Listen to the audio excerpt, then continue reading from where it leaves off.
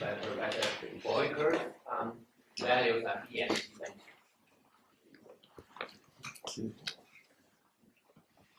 Okay, thank you. Well, this last lecture, I'd like to wrap up, finish off a couple of things, and then there's still time for some further thoughts about the nature of E and G functions themselves. But let's first finish the things we've been doing the last couple of lectures, and let me recall the two basically the lectures have centered around these two theorems which you find over there. So rather than looking at transcendence, I have shifted my interest in the fact that insisting on a certain arithmetic nature of functions satisfying a differential equation imposes properties of the differential equations themselves. And we have seen, so far we have seen two theorems of this kind. The first one I discussed in the last lecture. So if you have a linear differential equation which is satisfied by a g function, and if it's also the minimal differential equation of that g function, then this turns out to be a Fuchsian equation. That means every singularity is a regular singularity, so that the solutions are, well, at most bounded by functions which are not too bad. That was one result. Well, actually, Chudnovsky showed that differential equations satisfied by g functions satisfy the Galoshkin condition. And then you have to invoke some other results by Katz mainly in order to deduce that you're dealing with a Fuchsian equation. So this was the story basically last time. And I also indicated how to prove this statement. Indicated some steps. So we've seen that. In lecture 2, we have discussed Yves André's remarkable theorem about the fact that if you have an E function, then you can always find a linear differential operator which kills this E function, and this operator has polynomial coefficients and only power of z as a leading coefficient. In other words, it has only a singularity at the point z is 0. This is quite remarkable that this happens, and we have seen, for example, that this, for example, almost immediately implies the transcendence of pi. So that was an important message I wanted to give. What I did not do was show how to prove this theorem, and one of the amazing things I found about this theorem of Yves André is that once you know this theorem here, this is not very hard. And this is what I'd like to show you.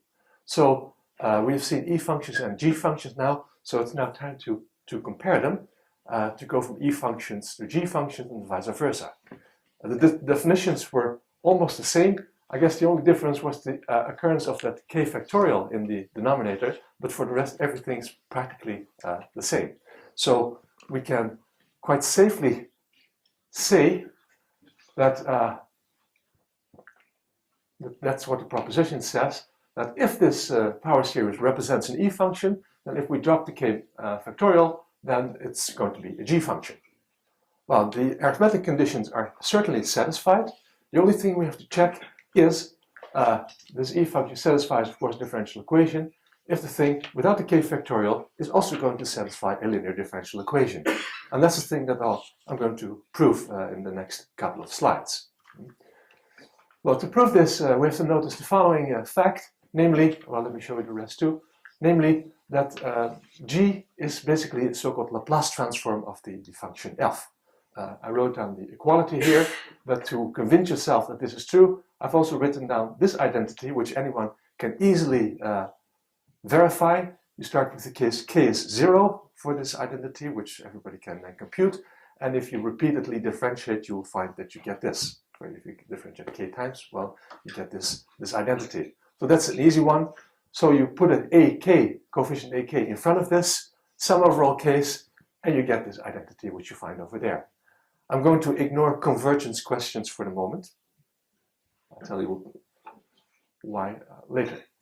Well, there's an interesting identity which exists between Laplace transforms. Maybe if you had, I guess, the engineering students get this kind of thing. So, for example, there's an interesting identity. If you multiply on the f side, so to speak, with the power of z, then this corresponds on the g side with differentiation with respect to x. That's something very familiar from Laplace transforms. Also, if on the f side you differentiate with respect to z, then on the Laplace transform side you simply multiply by x to the k, and if you do both things, the order of operations is inverted. And you can easily check this identity again if instead of the f and g you take these monomials that I just showed you. So this is a very nice identity. Okay, so now let us assume that g is a g function, very appropriately.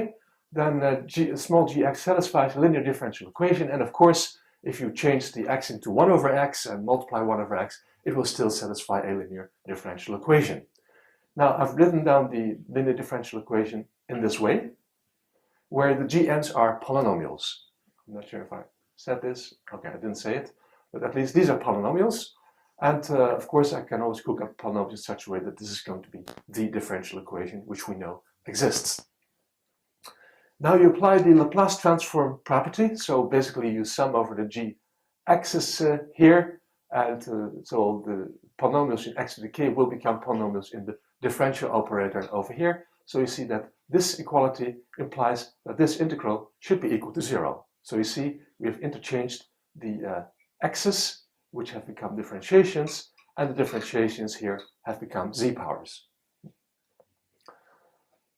That's all right, and furthermore, since this is 0, this should also be 0, and I like to conclude now that from this integral being 0 for every possible x, that this expression here is 0. In other words, we have a differential equation for f. Okay, so to summarize, we started with this differential equation for the g function, and this implies this differential equation for f. Now, you can toss out if you have problems with these moral problems with the integration. It's not very appropriate for this subject here.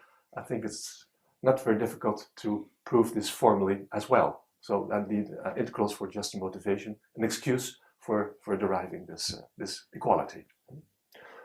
Okay, and you can also show that if you have a differential equation for f, which you then, of course, can always write in this form, then you can go to the differential equation for little g. And so that's a nice duality which you have here. Okay, now comes the really remarkable observation by Chudnovsky, namely, this equation here is a Fuchsian equation. In particular, it has a regular singularity at infinity. Last lecture I sketched you a characterization of regular singularities at infinity. It meant that the polynomials that you have here, the degrees are bounded by a decreasing sequence, which goes one step down as the index goes down. So that means that the gm, with the g big M, which is the coefficient occurring for the highest derivative, has the highest degree. All the other coefficients have lower degree. Now it's very interesting to see what the ramification is for the differential equation for this e function. Right, so here you see it once more. For the e function, it means that there is a highest derivative, namely the nth derivative which occurs, but it only occurs at n is equal to big M. And then you find only this one power of z in front of it, and all the other terms will contribute orders of differentiation which are smaller than this big M. So what you find yourself with is the nth derivative is provided with a power of z to the power little m, and that's all it gets. So the order for the equation for f becomes, of course, the degree of this g. Sorry, this should be big M here. There's a typo there. But the coefficient is then the z to the little m. And that's a proof on Andre's theorem. So it's a direct consequence of Chudnovsky's theorem. All it took Yves André to observe it, that this was the case. Okay, so I think this basically wraps up the story about E and G functions. I guess I could be saying much more. For example, we could mull over Szydłowski's lemma, which has a number of interesting properties. We could also maybe do some differential Galois theory in order to show you how to derive relations between functional relations between E functions and things like that. But rather instead, I think, and what's going to happen now is not in the notes, but I more or less announced it in the summary, saying that I like to philosophize a little bit about the nature of G functions, and therefore, because of this duality. At the same time, you think about the nature of e-functions, of course. Right? I think in one of his papers, Zico also wonders how you should get these e-functions, and well, at the time, the only e-functions known were functions which come from hypergeometric series. And so basically, that was the world of e-functions.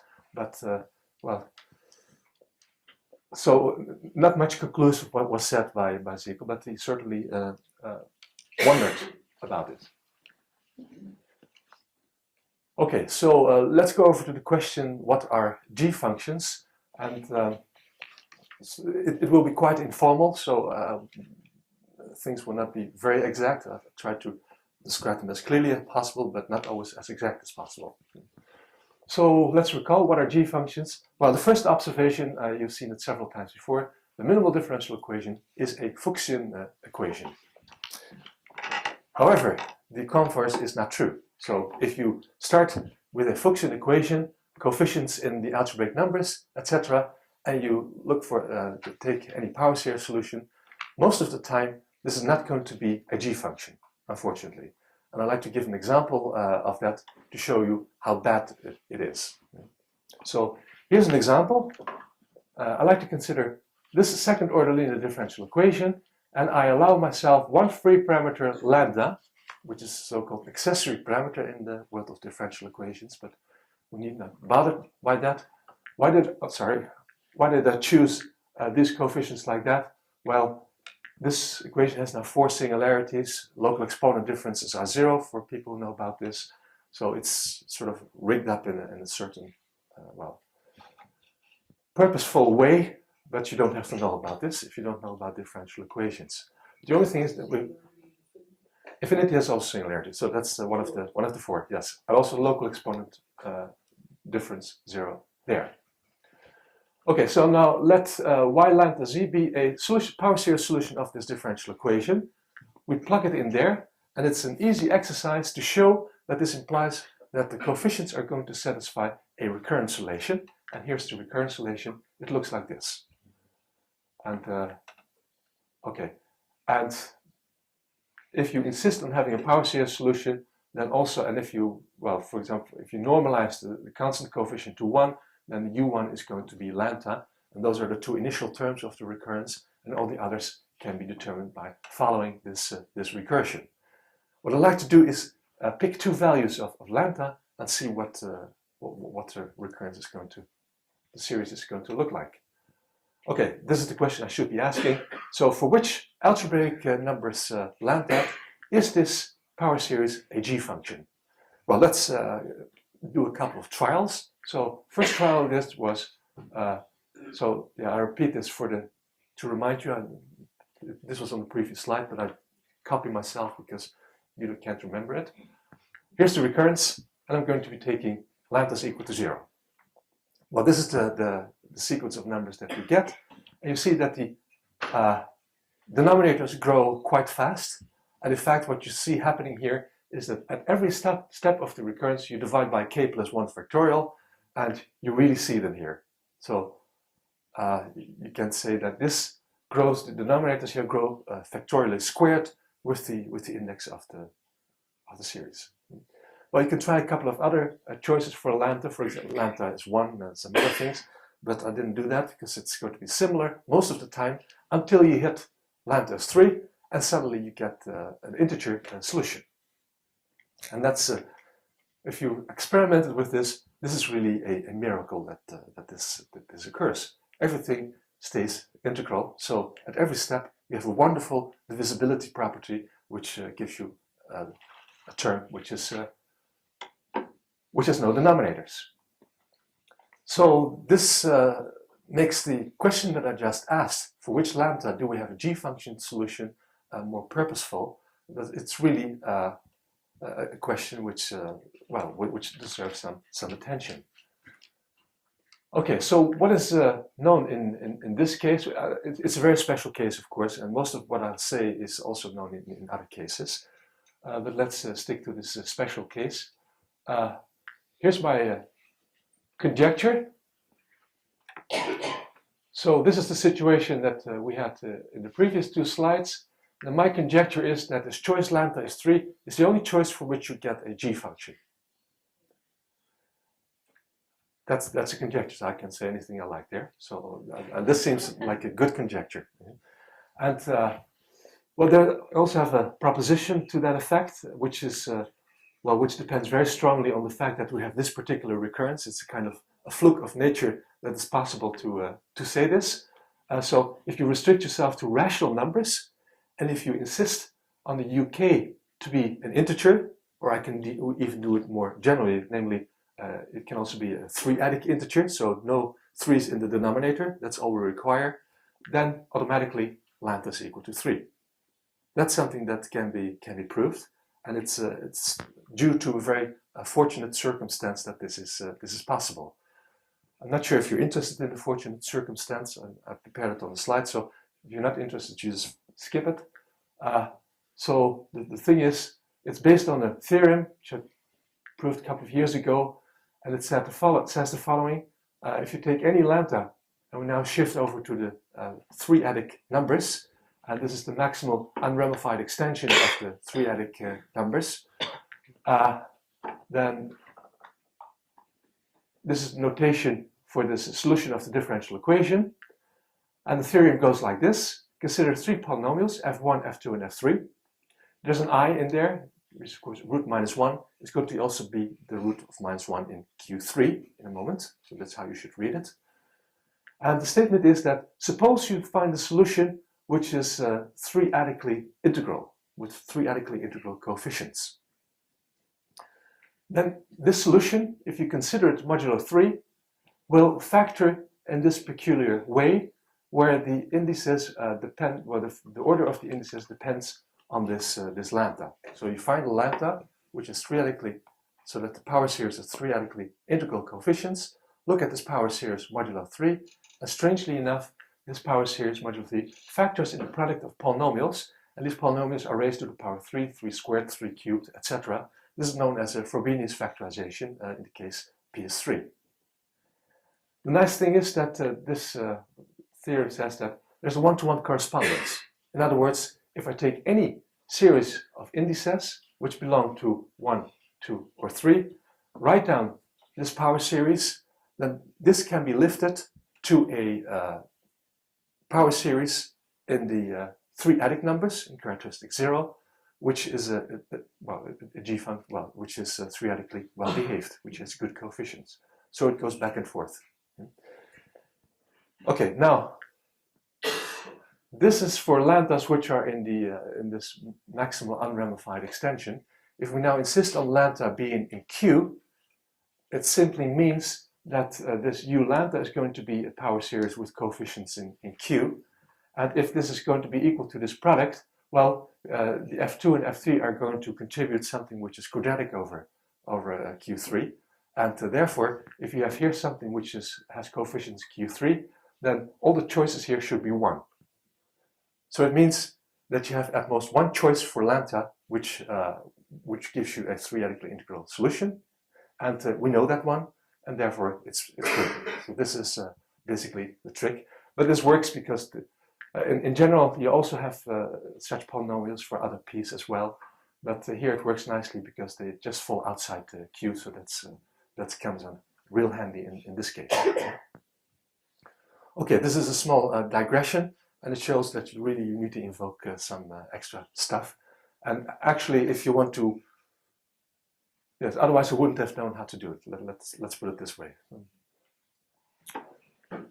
Okay, I'd like to go over to the question, what is a G function once more? I also already indicated this in lecture 3, and where I explained that if you take the periods of a family of algebraic varieties, and take the periods of a relative R form over appropriate cycles, you get functions which depend on Z, and then it's known, that's well, more a classical theorem, that this WZ satisfies a linear differential equation, which we call the Beukers-Fuchs equation, and we know that this Beukers-Fuchs equation has all the nice properties, namely there's a C missing. The Beukers-Fuchs equation has G function solutions, and we say that the differential equation comes from geometry if it is a Picard-Fuchs equation, or you have Picard-Fuchs equations which split off factors, and also these irreducible factors are also also said to come from algebraic geometry. Now here's the conjecture. It says that the minimal differential equation of a g function comes from geometry, and the rest of this lecture will be devoted to discussing some of this theme. It's unproven, of course, but it's if you start thinking about it, well, that's my experience at least. You get to see all sorts of interesting things happening in geometry and arithmetic, and even if you don't prove it, there's enough to see along the way, which is, well, I find interesting enough. So let's go over to an experiment. So you like to verify the conjecture. So the first thing you do is just take differential equations, and so I've taken this one is a natural choice. This recurrence is a natural choice to take. It corresponds to a differential equation which is similar to the one that I sketched in the beginning. So you take a recurrence like this, but there are some free parameters here. And Don Zaguet, he was interested also in this kind of stuff. And what he simply did is, of course, just try a, b, and lambda, vary them over the integers, and take the initial values, vary them over the integers, and just let the computer run. So, for example, compute the first couple of terms of the recurrence uk, and check whether after 20 steps it's still an integer. If it's still an integer, you can be pretty confident that it will be an integer at the 40th and 100th step. So, but that's of course not a proof, but it's a moral certainty. And it turns out that well, many cases fall out, and indeed the cases that we're left with, well, not only are the UK's integer for k up to 20, they are really, you can verify it via other ways, there are really cases where you have completely integer power series solutions. Well, the result is as follows. Well, there are many results. In fact, there are about, in the search range of Zaguet, I think he tried big ranges of thousands and thousands of integers. Eventually, he found about 36 cases. A number of cases involve, well, many cases involve b is 0. So then you have a two-term relation. And of course, if you have a two-term relation, those will give you coefficients of hypergeometric functions. And of course, we're all interested in hypergeometric functions, but not in this case. You really want some, we already know that hypergeometric functions are g functions. You like to have something with b not equal to 0. Furthermore, you also like to have some solutions with, that's what he also found, solutions where this discriminant is 0. They can be derived from hypergeometric functions. And so, for the purpose of this talk, we're not interested in them either. So if we assume that these numbers are both non-zero, you're left with 7 cases. And here's the list. Now the question is, if we take these values, do they correspond to differential equations that come from geometry? Well, a small check teaches us that in fact they all do. And in fact they come from a similar kind of family of algebraic varieties, namely families of elliptic curves. So let me show you Beauville's theorem, which some of you may know. There's a theorem from 1982 in which Bouville studies families of elliptic curves which have singular fibers at 4 points, and moreover at these singular fibers the family should have multiplicative reduction, which is really an extra constraint. And then it turns out that up to isomorphism there are 6 such families. They're all modular families, it turns out, so for modular subgroups which have correspond to the genus 0 cases. And Beauville also gives a list for them, which I will not do. But anyway, the 7 cases that you saw, they all fall under this description. And so, indeed, the conjecture is verified in this case. There's something more. If you think of periods of elliptic curves, then automatically you also know that it has been mentioned a number of times before that periods of elliptic curves, or families of elliptic curves, are given by hypergeometric functions. So it means that the list that I just found, you can write down a differential equation that goes with it, and we have a feeling it should in some way correspond to hypergeometric functions. And indeed they do. So if we take these 6 families and write down the corresponding Picard-Fuchs equations. It turns out that there are 4 distinct ones, essentially, so some of them coincide. That's because the corresponding groups are, well, they're, you call it conjugate. But anyway, let's go to the next one. So they all occur, and here's some explicit solutions. So, for example, one of the equations, well, one of the 7 entries, you can always play around by substituting, by some substitutions, by playing around with, well, one of the equations turns out to be of this form, which is the simplest form, and the, well, here's a solution that's given by it. So here you see a hypergeometric function with parameters 12, 5, 12, and 1. That's one of them. Here's another one, and it has, the solution can be explicitly described in this way. And you see in fact, all rational functions here have precise degree 12, which is not a coincidence. These are rational functions which ramify precisely about 4 points in P1, corresponding to the singular fibers of the family of elliptic curves. Here are 2 more solutions. Well, I think we've seen this one. That corresponds to the a priori numbers. That's the particular case we have seen. And it turns out that the power series, the generator function of the a priori numbers, essentially can be expressed in this, this hypergeometric function with this particular argument. And here's another one as well. But I like to illustrate them because when people started initially searching for examples of G functions and verifying that they had a geometric origin, it turned out that remarkably often you get these hypergeometric functions. In fact, this happens so often that Dwork at one point conjectured that this might always be the case. Now, in order to formulate this conjecture of Dwork, I have to say a few more things about linear differential equations. It's not too hard. I have to introduce a certain equivalence of differential equation. Well, here we go. 2 linear differential equations. I will take them of order 2. And we say that they're projectively equivalent if they satisfy this relation. So the second operator can be gotten by multiplication with the radical function, and then the first one.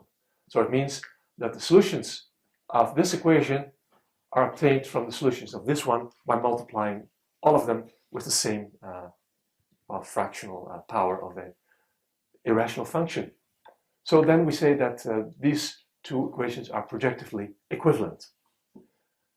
There's another term that I have to use, namely, we say that one operator is the pullback, rational pullback of another operator if there is a rational function, so that the solutions of this one are given by taking the solutions of the other one and then replacing z by this rational function.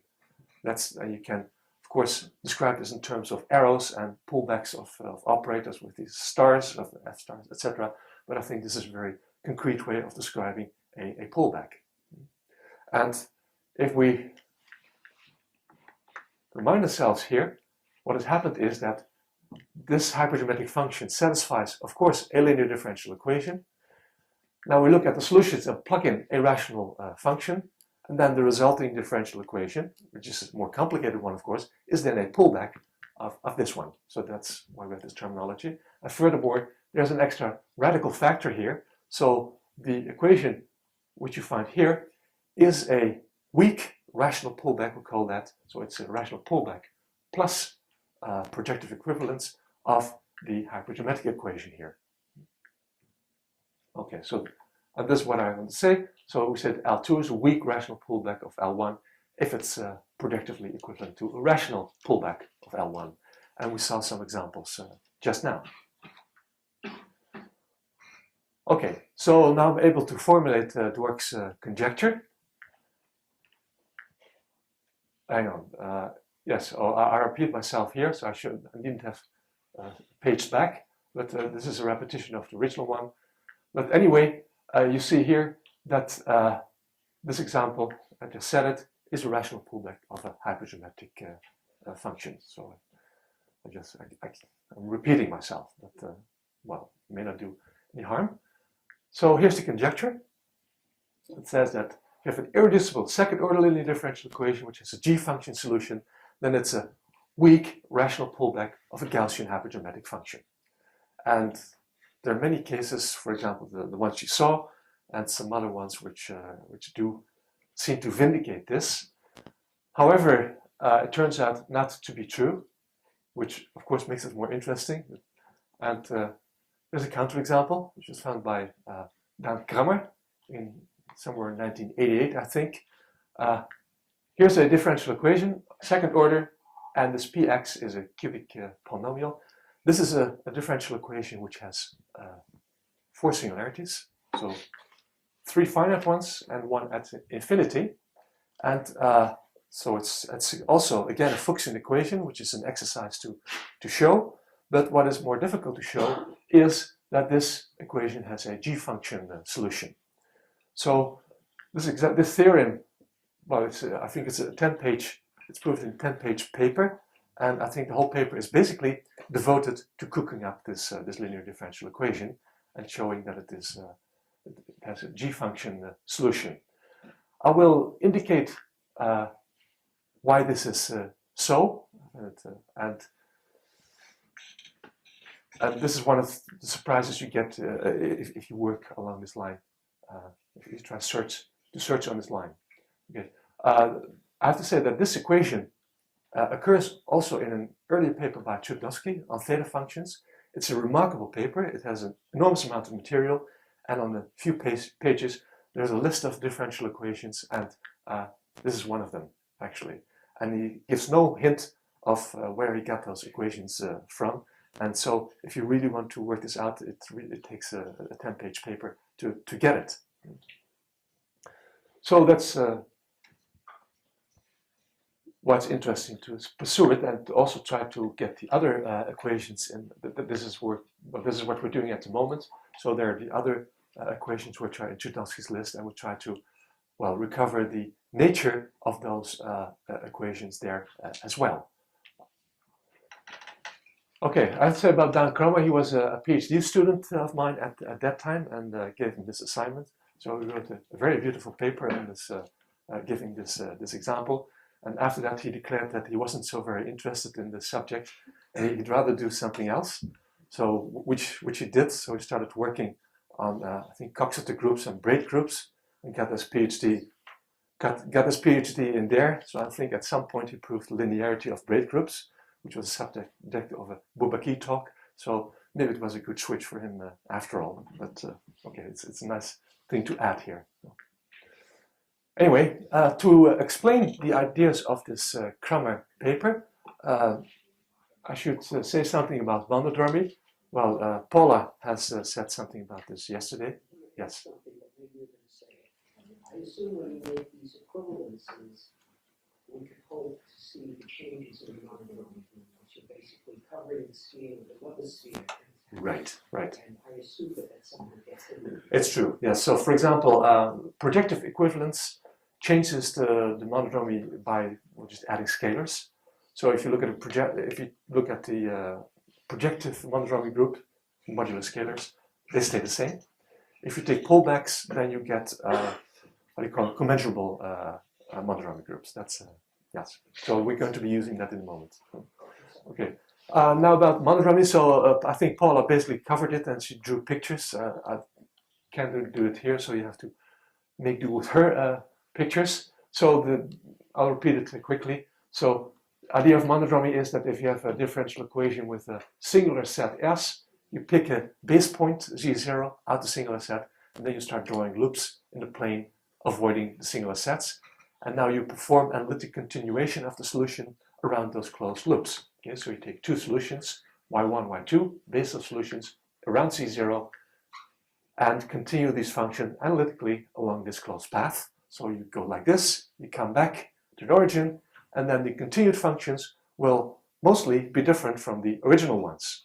However, they're still solutions of the differential equation, and so they should belong to the same dimensional subspace, and therefore they're constant linear combinations of the original solutions, which you find here. So there should be linear combination of constant coefficients. In other words, you get a constant matrix so that the continued functions are this constant matrix times the original ones. And these are the monodromy matrices that Paula wrote down yesterday. And the last thing, this association of gamma goes to these matrices. Well, another thing is that these matrices do not depend on the deformation class of the loop. So basically, depend only on the class in the fundamental group pi1. And this map gives us a representation of the fundamental group in GO2C. And this is called the monodromy representation, and the image is called the monodromy group. Now, this monodromy group is of great interest for the study of these linear differential equations. For example, the monodromy group, oops, oh yes, this didn't fit on the previous page, so I wanted to add this. I wanted to say that in general, if this is the singular set, then the monodromy group is of course generated by the matrices which you get if you go around the simple loops at each singularity. So you have basically, there are singularities, you have R generators, because the R plus first generator, because of the identity in the fundamental group, this product should be equal to the identity matrix. Okay. Well, for the, you've seen this one yesterday as well. The differential equation for the hypergeometric function is Fuchsian, second order. It has a monodromy group which can be completely explicitly computed, so that is very nice. And Paula showed you more or less, well, I should look at it, but let me repeat it here. If alpha and beta are in Q, then the equation is Fuchsian with three singularities. Well, it's also Fuchsian if alpha, beta, gamma are not in Q. I don't know why I did this. Anyway, we'll stick to this. Oh, this is the only chance of having G-function solutions if they're rational. Okay. So let these be the three. There are three singularities, so the three monodromy matrices. And it turns out that, then you need alpha, beta, gamma are real. Then the monodromy group turns out to be a subgroup of SL2R. And this is what Paula indicated as well, that you get to have these triangles in the upper half plane where everything takes place. And well, you can. These are exactly the same PQs and Rs that Paula mentioned yesterday. That and now we do need that alpha, beta, and gamma are rationals. So they're integers depending on the alpha, beta, and gamma. So that, well, this is always true, but the local monodromy matrices, the generating elements, have finite order, and the finite orders are then P, Q, and R. Well, a group which is an abstract group which is defined in this way is called a Coxeter group. And its realizations can be by using triangle groups. So the triangle group is basically a representation of a Coxeter group. So Paula discussed yesterday these triangle groups which occur as monodromy group of the hypergeometric function. Okay, so triangle groups is the thing to remember here. And well, for the purpose of this talk, a triangle group is something that's well, abstractly defined by these relations. Okay, let's go over to the next page. I'd say something about quaternion groups. This is also something that Paula mentioned yesterday. The quaternion groups, those give you examples of arithmetic groups. Paula considered a very general case of arithmetic groups defined of a totally real field. What I shall do is simply restrict myself to Q. That's also a totally real field. And so we'll take a very simple-minded quaternion algebra. So I take A, B, 2 primes to make my life simple. And the quaternion algebra Q of discriminant AB is generated in this way. I think you've seen those relations before. They're quite familiar. In this quaternion algebra, which is over Q, you can look at maximal order, which in this case is up to conjugacy, is uniquely determined in these quaternion algebras over Q. And there's also a notation that Paula used. This is the subgroup of the group of units in this maximal order whose norm is equal to 1. And this group is going to be of interest because this is now an arithmetic group. We don't have to tensor or do things like that because we have only one real valuation here. And so this is simply an arithmetic group. And since also you can represent the such a quaternion algebra as 2 by 2 matrices in R, you will find that this unit group can be represented as a subgroup of SL2R. So the determinant 1 elements in the 2 by 2 matrices with coefficients in R. So this is a very nice way to produce these arithmetic groups. There's a third thing that Paula mentioned yesterday, namely, so we have triangle groups here, we have arithmetic groups here, the two worlds, however, they have an intersection. There are triangle groups which are arithmetic, right? And luckily enough,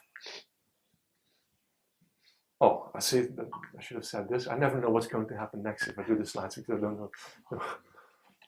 Anyway, I should have said that the Cramer equation is rigged in such a way that its monodromy group is going to be a subgroup of this particular unit group in the case of discriminant 15. Okay, that's what I wanted to say. And suppose now that the Cramer equation is a weak pullback of a hypergeometric equation, then this monodromy group of that equation will be commensurable with a triangle group. That's if you take a weak pullback of another equation, then this was just a question, then the two monodromy groups are not quite the same, but their intersection has finite index in both of the groups, and that's what we mean by commensurability. So that's really that would be the case here if this equation would be a weak pullback of a hypergeometric equation. So M is commensurable with a triangle group. Okay, and now we get to what I wanted to say. This intersection, so we have an arithmetic group which is commensurable with a triangle group, and in fact Takeuchi has compiled a list of some 85 cases of triangle groups which are at the same time arithmetic. And you can see in this list also the discriminants of the corresponding quaternion algebras, and 15 is not among them. So it means that this monodromy group which we have here cannot be commensurable with a triangle group, and therefore we have an example of an equation with a g-function solution which is different from, which is not derivable, and so to speak, from a hypergeometric function. Okay, so this contradicts Dwork's conjecture, and there's some other examples. So at the moment, a student of mine is trying to compile some other examples. So I hope he will not run away. And then, well, what to do now? So I call this rescuing Dwork's conjecture in a certain way. So how can we rescue this? Well, let's take a closer look at this quaternion algebra of discriminant 15 in maximal order.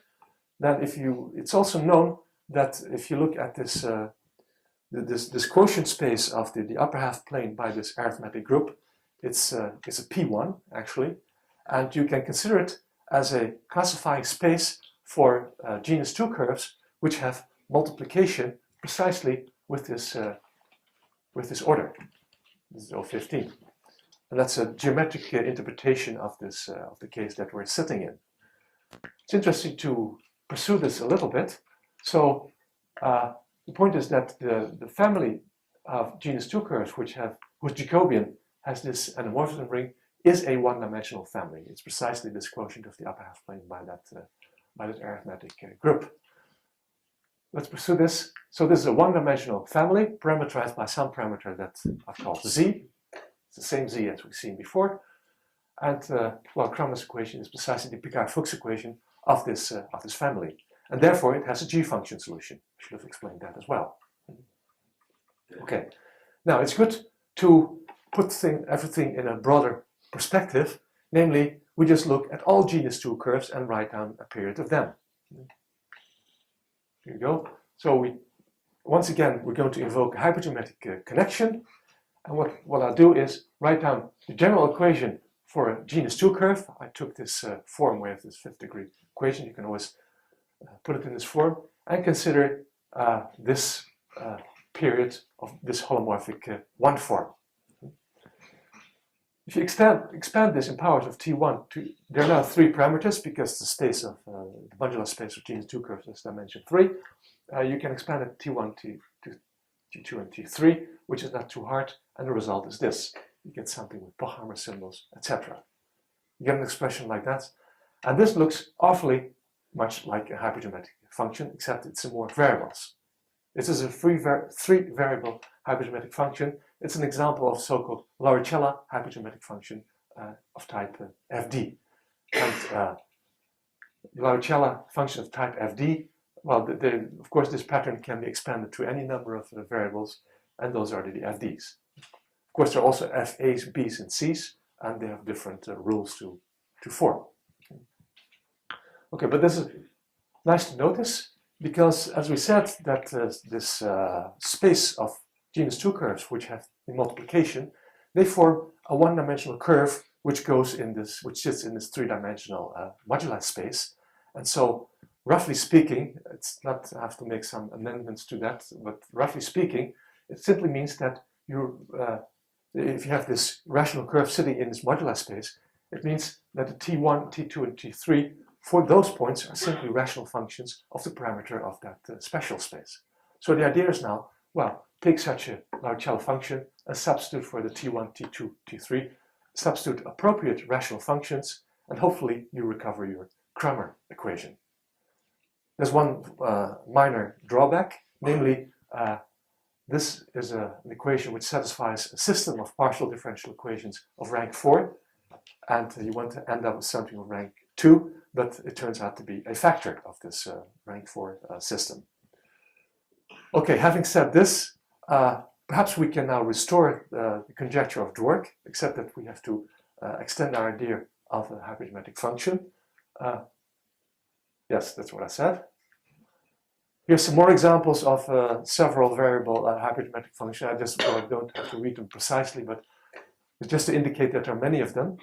As you can see now, these are the 4 Appel hypergeometric functions in 2 variables, and there are many others. In fact, so there are 3 variables, 4 variables, and I think the biggest class is in this sense is given by the so-called GKZ hypergeometric functions, also the hypergeometric functions of Gelfand, Krapanov, and Zilovinsky, and well, they all have these patterns and even more complicated than that. And it's very tempting to, well, of course, if you have such an equation, you just plug in rational functions for x and y, and you get an equation which has a g-function solution automatically. So that's a very nice way of producing them, and you may conjecture that this is all of it. So let's summarize this. So you start with a hypergeometric equation, several variables, and here are the variables x1 up to xn. That's the parameter space. Take a rational curve in it and restrict the system of partial differential equations to that curve. That'll give you a system, well, basically takes a lot of work, but it gives you a differential equation in one variable, an ordinary differential equation.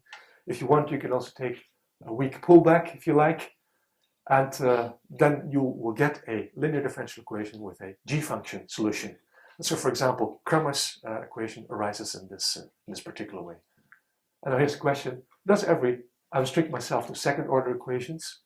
Does every second-order equation, which is a minimal equation of a g-function, arise in this way, possibly as a factor or not? Well, it's a legitimate question. Of course, you need not restrict to second-order equations, but then you have to take into account other things such as products of hypergeometric functions. It gets a bit more complicated. It would also be a bit more complicated to state a conjecture, but well, I guess for the moment it would suffice to just well, get more examples and work more of these things out. Okay, I would like to stop with this question. Thank you.